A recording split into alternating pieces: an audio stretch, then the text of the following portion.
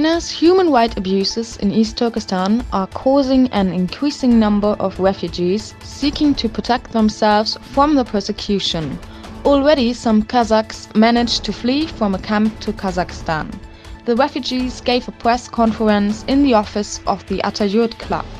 They called on the UN and other human rights organizations to end the tyranny in East Turkestan. Eggs that Kazakhstan imported from China contained unhealthy and even harmful plastic particles. The assumption was shortly afterwards spread by an affected customer in the social networks. A Kazakh discovered after purchase that the yolk is made of plastic. Israeli police officers reportedly blocked the entrances to the Dome of the Rock, spokesman for the Islamic Jerusalem Foundation said. The visitors were attacked by the officials. So far, no statement has been published by the responsible. Shortly after the event, the gates to the Dome of the Rock were reopened.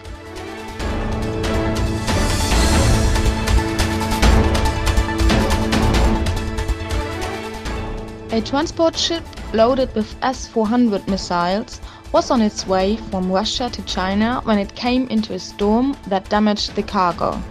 The manufacturer's group announced shortly after that it would replace damaged parts.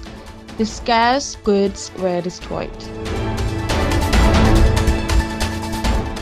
Sergei Chemezov, CEO of the Russian Rostec Group, announced that the company will contractually regulate the manufacture of Kalashnikovs with Saudi Arabia. The Saudis aim to keep 90% of its production regional, while Rostec advises less regional production.